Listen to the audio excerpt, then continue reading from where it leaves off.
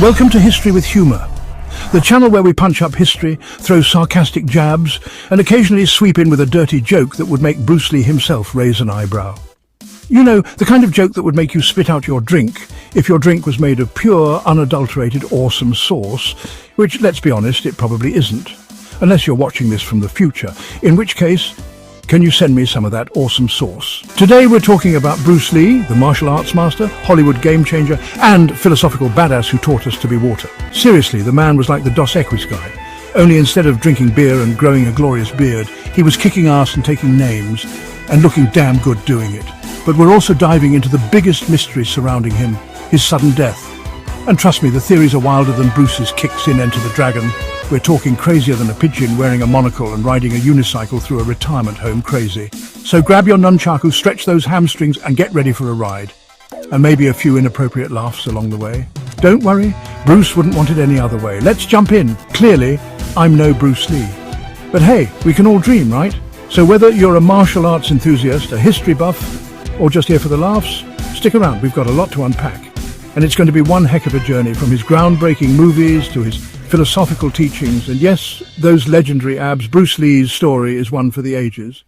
So let's get started and dive deep into the life and legacy of the one and only Bruce Lee. Picture this: San Francisco, 1940. A bustling city filled with the promise of new beginnings and the vibrant energy of its diverse inhabitants. The Year of the Dragon. A baby is born amidst the celebrations and fireworks. And this isn't just any baby, folks. This baby is destined for greatness. This baby is Bruce Lee. Coincidence? I think not. The stars had aligned for something extraordinary. It's like the universe was like, hold my fortune cookie. I'm about to unleash some serious badassery on the world. Bruce grows up in Hong Kong, acting in movies as a child star. His charisma and talent were evident from a young age. He was kicking ass and taking names before most of us could even tie our own shoes. He was probably the only kid who could give you a roundhouse kick while solving math problems. Fast forward to his teenage years, and Bruce is, well, let's just say he was a bit of a handful. He loved street fighting more than a Kardashian loves a selfie. Seriously, the guy couldn't walk down the street without getting into a brawl. His parents were like, okay, that's it. We're sending you to America before you get arrested. Also, off to the US Bruce goes, but instead of becoming a greaser or joining a boy band, he decides to become a philosopher. Because of course he did. The man was full of surprises. He studied philosophy, taught martial arts, and basically charmed the pants off everyone he met. And by pants, I mean metaphorical pants. Don't get any weird ideas? By the 1960s, Bruce Lee was well on his way to becoming the legend we all know, and let's be honest, drool over today. Bruce wasn't just about punching and kicking, though. He was a deep thinker, a philosopher king. Okay, I'll stop. But seriously, the man had brains to match his brawn. He developed his own martial arts style, Jeet Kune Do, which was all about efficiency. It was like the martial arts version of Marie Kondo. Does this punch spark joy? No? Then dodge it. Hollywood finally took notice and gave him a shot in the Green Hornet. But they were all like, okay, so you're this amazing martial artist, but we don't know what to do with an Asian leading man. Can you believe the audacity? It's like going to a pizza place and being told they don't serve pizza. Bruce was basically like, fine, I'll show you how it's done. He went back to Hong Kong, where he became a bigger star than a supernova in a disco ball factory. He was like the Beatles, Elvis and Gandhi all rolled into one incredibly ripped package. By the time Enter the Dragon hit theaters, Bruce was a global icon.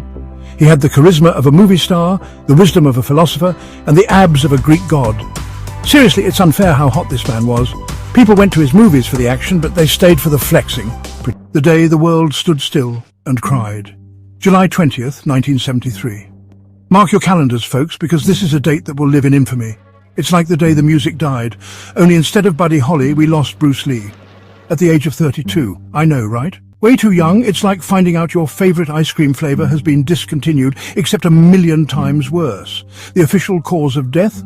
Cerebral edema, swelling of the brain, supposedly triggered by an allergic reaction to a painkiller called Equagesic. Sounds plausible, right? Except when you remember that this is Bruce freaking Lee we're talking about, the guy who could probably win a staring contest with a statue. The man who could dodge punches in his sleep. How does someone like that just die? It's like finding out Superman is actually allergic to kryptonite. It just doesn't add up. And that's where the conspiracy theories come in, because when a legend dies young, people tend to get a little creative. First up, we have the triad assassination theory. This theory suggests that Bruce Lee's untimely death was orchestrated by the Triads, a notorious crime syndicate in Hong Kong. Because what's a good conspiracy theory without a little organized crime? The idea is that Bruce Lee somehow crossed the Triads, leading to fatal consequences. Some people believe Bruce was targeted by the Triads, Hong Kong's infamous crime syndicate, because he refused to pay protection money or didn't want to involve them in his career. This theory paints Bruce as a man of principle, standing up against organized crime, which, let's be honest, is a pretty badass reason to get whacked. It adds a layer of heroism to his already legendary persona. But personally, I feel like even the Triads would hesitate to mess with a guy who could take out Chuck Norris.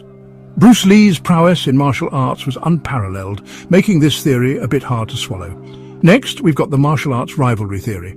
This one dives into the intense world of martial arts, where rivalries can be as fierce as the battles themselves, because apparently the world of martial arts is just as dramatic as a telenovela. The theory suggests that Bruce's progressive approach to teaching martial arts angered traditionalists.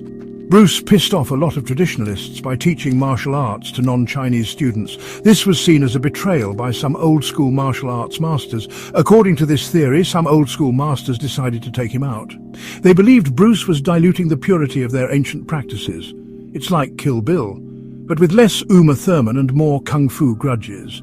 The idea of a vendetta leading to Bruce's demise is both thrilling and tragic. Then there's the death touch theory. This one is straight out of a martial arts fantasy novel. You know, the idea that Bruce was hit with some mythical delayed pressure point move that killed him hours later. Sounds crazy, right?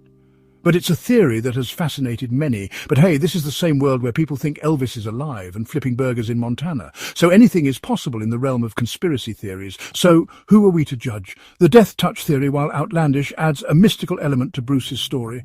And we can't forget the spiciest theory, the family curse. This one suggests that the Lee family was doomed by some supernatural force. Bruce's son, Brandon Lee, died tragically in 1993 while filming The Crow. This tragic event added fuel to the curse theory. A prop gun malfunctioned and Brandon was shot and killed on set.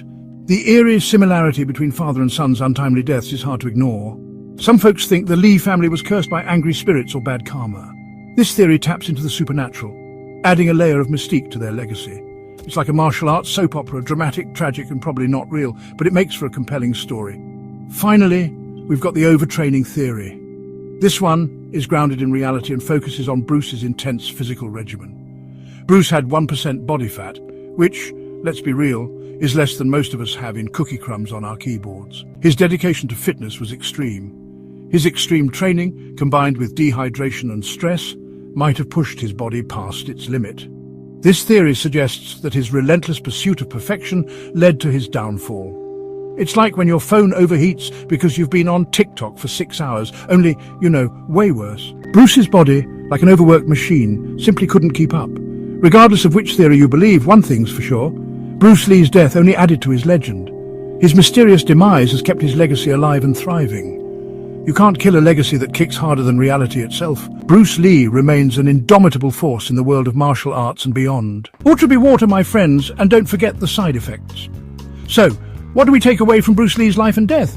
First, that legends are mortal, but their influence is eternal. Like a really good meme, Bruce Lee's legacy just keeps on giving.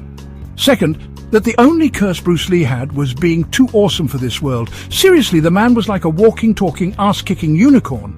And finally, if someone ever offers you a painkiller named Equagesic, maybe read the side effects first. Or, just stick to aspirin. It's less likely to be featured in a conspiracy theory. Thanks for watching History with Humor. Subscribe and hit that bell icon, or Bruce Lee's ghost might haunt your dreams with flying kicks. Until next time, stay hydrated, stay curious, and remember, be water, my friends. Or at least don't be a puddle.